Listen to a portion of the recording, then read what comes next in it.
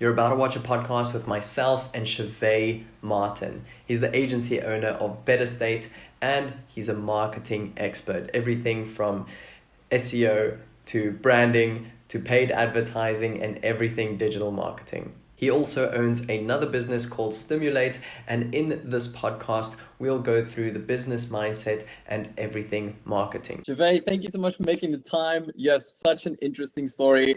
I freaking love your content. Please tell us a little bit about yourself and how you got into this entire industry. I'll be talking specifically about the marketing industry. Specifically the marketing industry. Hi, I'm Gervais Martin. Run a company called Better State, a fresh new company that kind of came into the public eye about like a year ago, plus minus. We do a whole bunch, but mainly we focus on building brands for customers and managing their digital profile, doing paid ads, doing the content strategy, doing Google, whatever. But we don't try and niche out. We try and kind of solve customers' problems as creative as possible. Like, I'll give you an example. Like, we're doing a project with Silent Events right now, and they've been around for about like 10 years, something like that.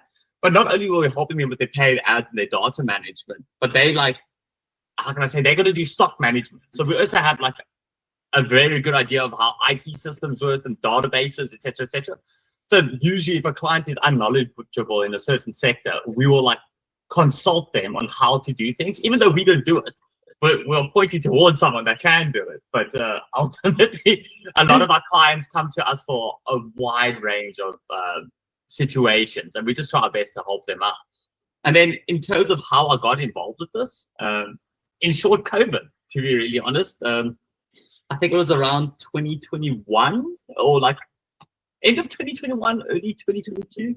I mean, Catherine, when did I start Better State? Do you know? It was like 2021, eh? When did you join? I came on board was probably 2020.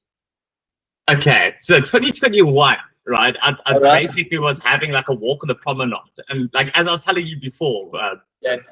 we were basically, me and my mate were having a very sad walk down the promenade. Like a male just wants to be of use, right? There's nothing worse for a male to be of no use. And I was like literally just sitting around, just being like, I need to do something. I'm like a super skilled individual. I know I am, really like having a self-talk. And many people are just having this walk, and he was talking about his business struggling, and I was talking about how I am of no use at the moment. Like events aren't happening, etc., etc. And he kind of mentioned that it might be a good idea to maybe try my skill set on a normal business. So I was like, okay, sweet. Let me see what I can do here. Mm-hmm. And he owned this pizza shop called True Pizza in Edgemead. And now, just like every other Cape Town northern suburb community, they're very clicky. There's neighborhood watch groups, there's community groups, there's school groups, there's single moms groups, there's whatever you can think about. There's a group for it, and the community is like highly connected. So while taking a look at his company, I kind of realized that he's got a brilliant product. He's not Butler's Pizza. Butler's Pizza is a complete different product. He's almost like a bougie pizza at the same price as a Butler's Pizza, if not cheaper, right? So I couldn't figure out why the business wasn't working. And after doing a little bit more analysis, I just realized this guy just isn't doing marketing. It's literally that simple. It just wasn't marketing. And like Gal from Guaranteed Prosperity will tell you as well, everybody must be marketing. So anyway, I just kind of did a simple overhaul of his business within 3 months, like just by tapping in the community feeds, getting involved with the schools, and donating to the neighborhood watch. I don't know if you remember when Durban massive raid of Durban happened at the port. When there was this big strike, burning down the ports. So what yes, it's a little bit good and bad at the same time. I was like, this is a perfect opportunity to take this brand and put it in the center point of the community. So let's campaign to do collections for Durban, and let's make True Pizza like the collection depot, right? And we'll pay for the transportation, we'll do all of that stuff. And like we had like collected a ridiculous amount of food. Like the whole community came out, and our sales increased from it. So within like 3 to 6 months, we increased our revenue by like 120%. And then I was like, well, there must be other companies that have the same problem. So I started talking to all my mates that had like construction companies, plumbing companies. I mean, we worked with a bunch. And this was, I'm not an artist, I'm a business guy. So I didn't even have Photoshop. I was using this online Photoshop tool called Photopea. And you must see some of the content I was doing back then. But when I don't understand something, I try and understand it intrinsically, right? Like I want to understand, I want to get down to the nitty gritty. Yes. So by doing Photoshop, etc., I kind of got to like 8 clients doing like very mediocre content, very mediocre ads. And over time started to like learn the processes to make things more efficient. Because like in that agency world, even though I'm not an agency, I'm like more of a company, you sell time. And even though everyone goes, don't sell time, you have to sell time. If you don't sell time, how do you get efficient to the point that you're selling something of value, right? Yeah. So you always want to start selling time first. Nail down like the most efficient way to get things done well and build out processes. And then once you've got something super flippin' valuable, sweet, charge the world for it. So I think like we're living in a world of delusion right now where everyone's trying to make millions starting an agency, but they're charging a lot, taking people for chops and kind of breaking like what is good work and what is bad work and what is just fugazi hype. Like almost like the NFT bubble that popped. NFTs, pretty usable, but that bubble pops. So that's kind of how I got started. And since then, we've just grown from strength to strength. We now got a lead designer, Catherine Brown. She does all like our conceptual work. And then we got like appies that do all the output work. We got a narrator, we got strategists, we got ad people, we got website people. So yeah, that's kind of how we get to this current day.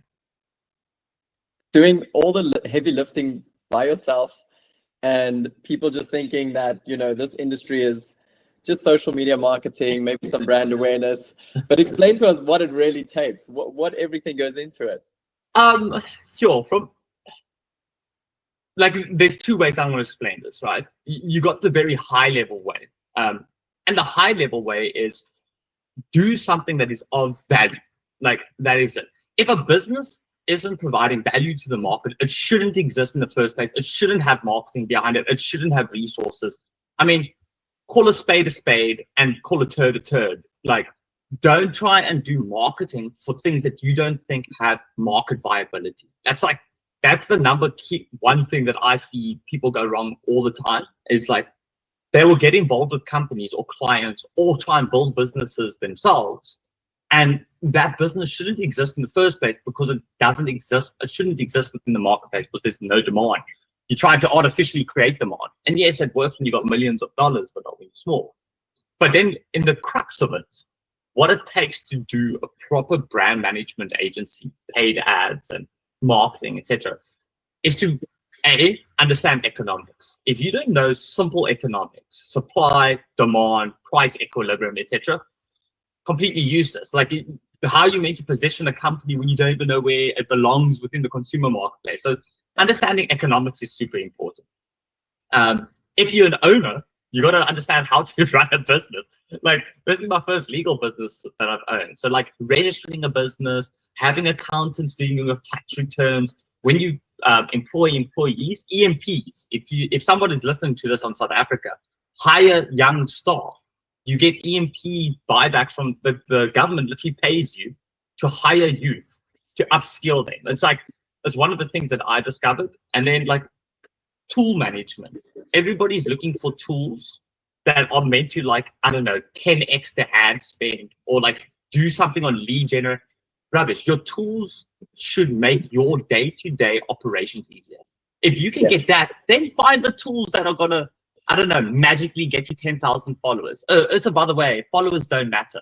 Like who you're targeting with ads matters. So as long as you can understand how the world works from a very high level viewpoint, that's where I would tell someone, sweet, now you're ready to get into marketing, ads, branding. And then once you get into marketing, brands, adding, it's pretty easy to understand, right? Yeah. So every company exists digitally right now. Yes, you got brick and mortar stores, but let's be honest. We're spending most of our time online. You and me are having this podcast online. It's online based. So in order for something to exist online, it needs to be identifiable. So I don't think a lot of people understand the importance of a corporate identity. They go, oh no, it's just something that you do. No, this is not something that you do. It is the Bible of your business. So it's like, we do our corporate identities in 2 phases. So one which would be a guideline sheet, right? And a guideline sheet is to do one thing. you and the client or the person or the business partner are coming into an agreement on a general visual direction. So you're talking about logos, colors, and a basic look and feel, right?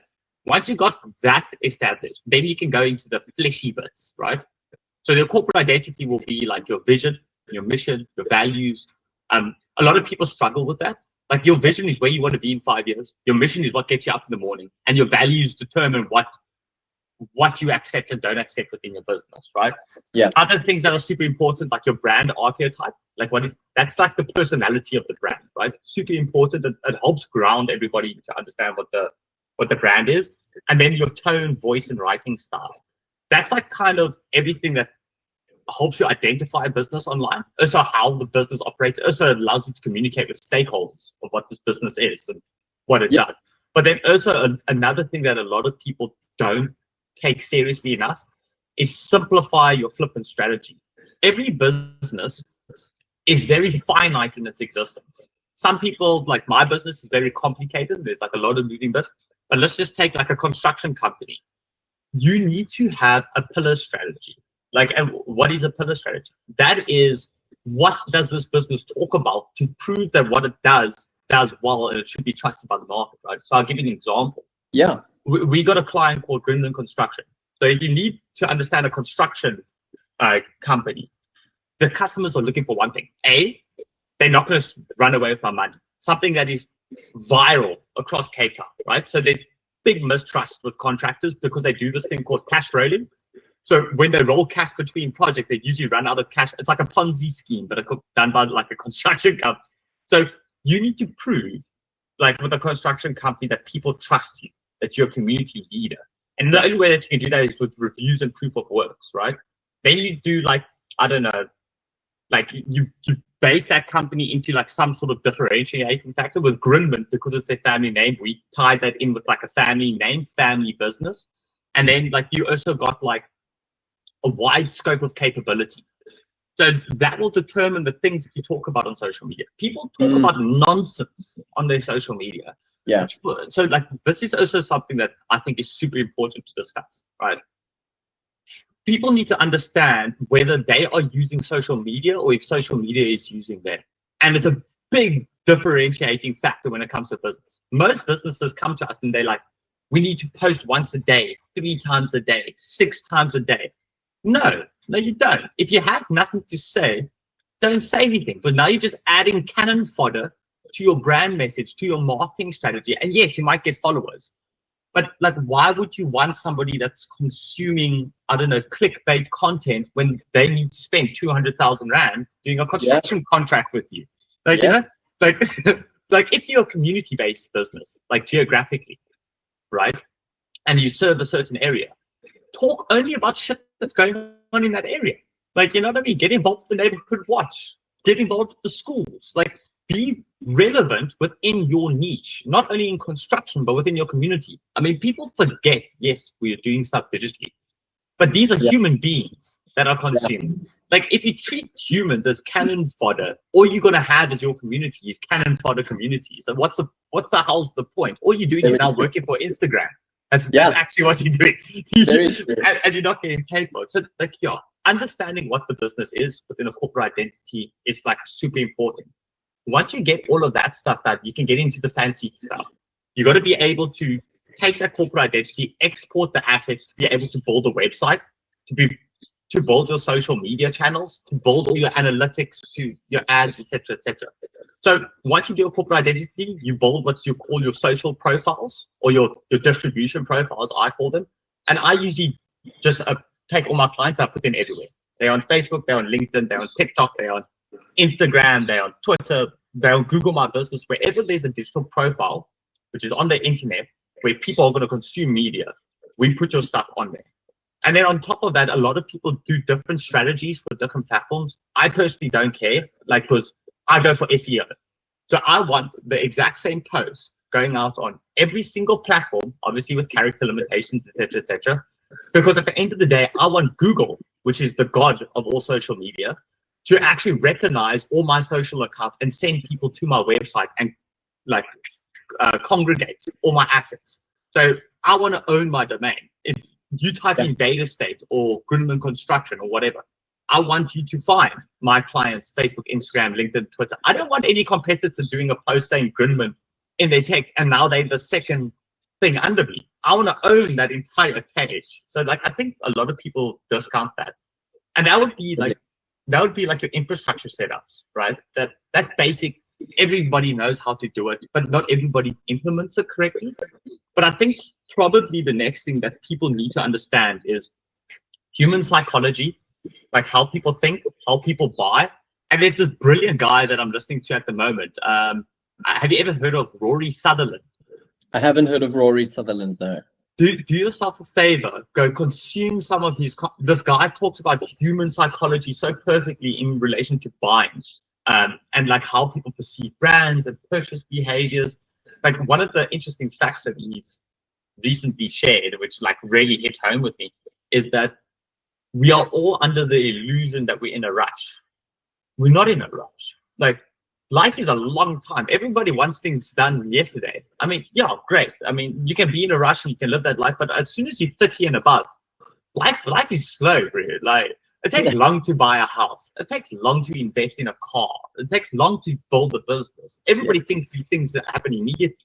Yeah. So when we relate that to buying psychology, and especially with ad psychology, there's this whole entire, how can I say, delusion that people are in a rush to buy and they want to buy things at a low cost as possible. And that now translates into how people manage their ads. Like, I'll give you an example. Someone trying to scale up an ad, he's trying to get as low cost per purchase as possible, instead of going, well, where are all my customers?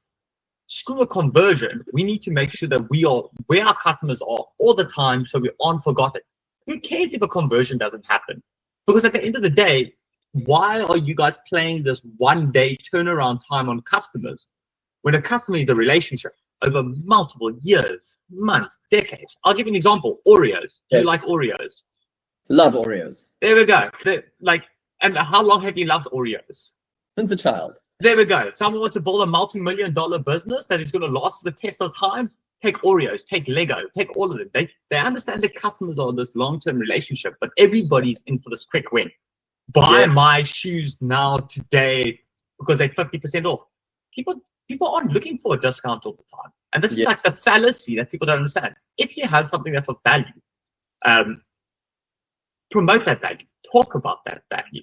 Yes. Talk about the experience your product gets. And do that over a long period of time. Invest your time in your company. If you're not willing to invest your time in your company or your marketing strategy or your communication strategy, you shouldn't be doing it.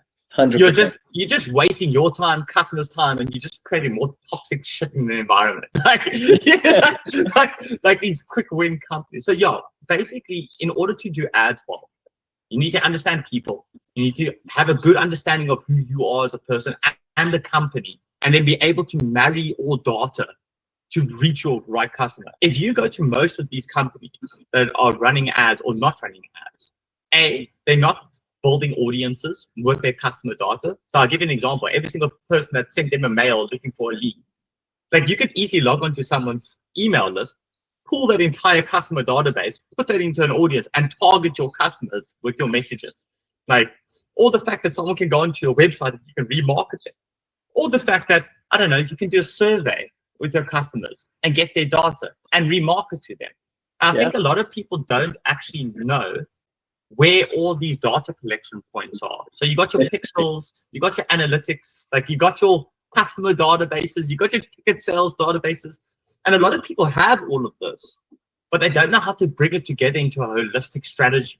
Like, and I think everybody's trying to find like this quick win, the shortcut, and like, it doesn't exist. Maybe back in 2018, 2017, when you could still live scrape data off Facebook. Like, I remember we were scraping data off all our accounts, like, in order to run ads. You can't do that anymore. There is no quick win. There is no some sort of secret source. The secret source now lies with knowledge. I mean, people are now competing with AI. If you're competing with AI, you're not good at your job. Because AI, you got to use it as a tool. So it's like, understand how AI works. Understand what it's good and what it's not good. And like, don't have AI talking to your customers, especially if you're a small scale business. Like I got people that barely have a message a week and they're talking to me about wanting to implement AI into their.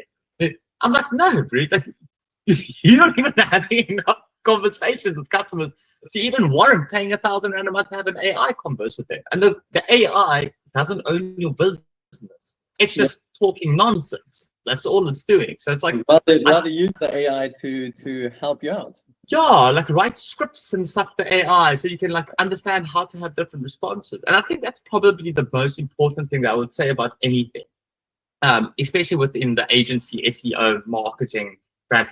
A, do something that's of value. B, really have an interest in what you're doing. Like if you aren't interested in understanding how the internet works and how Facebook is placing that ad in front of that person and why and when, then don't get into marketing. Then that maybe then you'll be in a more of a strategic position. Then learn about strategy, learn about economics, learn about business and accounting, etc., etc. But it's quite often that I see people that don't have a genuine interest that are trying to get involved with something that they're actually not even interested in the first place. Find something that you're interested in. And if you don't wake up at 2 o'clock in the morning going, oh shit, this thought I need to get rid of it, and you're going onto YouTube to watch that video right there, you aren't genuinely interested in it. You know what I mean? So that's like one of the key things. You got to have a passion because it's tough. And like the market will chew you up and spit you out. And if you don't have a passion for something, you're not going to have the grit to see it through. 100%, and it's more saturated than it's ever been. And I mean, we're moving Q1, Q2, we're moving into 2025, and it's true what you are saying. Keeping it real and keeping it simple. We tend to want things quick, and we tend to overcomplicate things. Yes, yeah, like a lot. Like people, like look at everything's complicated. I'll give you an example, and I have this with my clients all the time, right? So I've told you that I run an affiliate marketing thing, right? And like we run 20, 30 projects at once, which means that we got anywhere between 200 to 300 reps doing tasks every day, right? But a client will message me at like 7 p.m. I'll give you an example, and he'll be like, can you please get this topic? Like, no, bro, like we can only do 11. He's like, oh, but it's so easy. You can just do it. It's not like, why is it so complicated? And I'll tell him, like, bro, you don't even understand the complicated system I've built just to be able to do your activities every day. So we've got to follow, like, everything is complicated until it's solved. Then it's simple. But that doesn't discount how complicated it really is. So, like, 100%. I do think people overcomplicate things, but I think it's good that you overcomplicate things in the beginning. But as Elon Musk says, if you're not deleting enough steps in your process, then eventually you've got to re-add shit in. You're not deleting enough. Because yes, companies and people and businesses do get very complicated very quickly. And the whole reason for that is because they actually aren't deleting processes, looking for inefficiencies, and like it's painful to delete someone or something in your business. But you've got this like connotation that you've worked hard and you've got into that part. But if you don't see a point in something existing anymore, delete it. If all your clients don't leave you the next month, then it was a good deletion. True. Very, very true. Tell me something. I'm gonna jump to a new question here. Yeah. Out of your experience and all the clients you've worked with, obviously it's important to have a great website and a great brand. It doesn't help you don't have the fundamentals in place. But what would you say once you have those fundamentals in place, what marketing strategies are actually winning strategies? Is it paid ads? Is it just, keeping it true and posting on social media, outreach? I mean, what is it at the end of the day that works? I think it's a very good question, but it's multifaceted. So I'll give you an example. One of the greatest marketing strategies that you could ever deploy is take data very seriously. Like, I think people discount how important data is. Like, people don't understand every WhatsApp contact that you have on your phone is personally connected to you, which means that there's someone within your personal connections that gives a shit about what you do. Market to those people. Talk to your people about your product. Like, use your data wisely and try and identify where your data is. Whether it's a contact on your phone, an email inbox that you've received, someone on LinkedIn that's messaged you. I mean, people going onto your website, people even like take your personal account, right? Your personal Instagram account. Let's just use that as a great example. If you just take your personal Instagram account, turn it into a business account, associate it to your ad account, now you've got people that give a shit about you that are now going to be receiving your marketing message from your business. Yeah. And you need to be promoting your business as much as your business is promoting. Only once your business is so big that you can now disconnect yourself, that's when your business takes over the main communication. But every new business, you the one that's on the ground, you calling people, you getting those first clients, you the one that's doing the work. So that would be like, take data very serious. I don't think people understand what an Achilles heel that is. And then in terms of like a marketing strategy, my company actually recently just changed its entire operation internally. So before, we kind of were dealing with clients that thought organic social media posts were important. And yes, they are important. I'm not saying that they're not important. But if you are talking about growth and conversions and making money and getting new customers, etc., organic content is not where it's at anymore. It just doesn't work, because now you're going to discount, you're going to cheapen your marketing strategy by following a trend. So I'll give an example. All these platforms, they create artificial trends by like promoting a sound or promoting a dance or something. That is just to awaken their community to start creating content for them to have more attention so they can make more money with ads. So it's like, doing organic stuff is important. And yes, you should be talking to your customers. But as soon as you have as little as 20 to 100 Rand a day to spend, so you're talking about 2,500 Rand a month. I don't know what that equates to dollars or euros to your international audience, but it's nothing. Like 3 grand is nothing. It's like an entry level retainer amount, right? You can take that money and then you can do always on ads, which means that yes, you can post to your feed, but if you're not applying engagement, reach, impression, traffic, whatever the ad campaign type is, it's going to go nowhere. It's like, why are people putting so much effort creating organic content and putting organic content out at scale when all you're doing is clutching your brand? And like, let me provide you a very simple scenario. You have a business which was doing, 10 posts a day on organic, right? And yes, you got your business started and things are starting to work. Stop doing the 10 posts a day. Now have a message. Communicate something of importance to your customer. Teach them things. Talk about your business. Talk about your process. Show why you're different. And then apply ads to that. So instead of now posting 10 times a day, do a campaign. I'll give you an example. Let's say people don't really know what Beta State does, right? So then what I can do internally with my company is I can talk to my team. I can talk to people such as you, and I can ask you questions, and I can come up with things that you don't know, right? And then what I can do is I can do campaigns on each of those questions and run ads to my audience and the market. So then in one foul swoop, within a month or 2 months, I have addressed the problem of someone not knowing what it is Beta State does. Now you are doing ads and marketing that is purposeful. But the third reason why that's also important, if I see an ad on your social media, right, or on my social media, and it's going, Bradley, SEO expert, blah, blah, blah. But now I'll go onto your page, but there's 100 or 1,000 different posts saying different things. I now don't have a message on your social media. Your social media is a mini website. So like it needs to follow some sort of logical order. Like you need to be doing campaigns, and people need to be scrolling down a story, or else you are just as clutterful as any other clutter. You know better than a meme page. Like, but people shouldn't be coming to your company to have a laugh. Like that doesn't drive money. It drives engagement and revenue. So my utmost marketing strategy, which I would suggest to everybody, is I'd be like, Golden, get your data in one place. Get your ads, your always on ads together, right? Come up with a campaign or content posting strategy, which is breaking certain messages up in bite-sized pieces. So like you build up a frame of reference of a whole message, right? Yes. And literally post, put in the ad set, and then just keep adding that content. So then that one sort of frame of reference idea is now cycling within the ad set.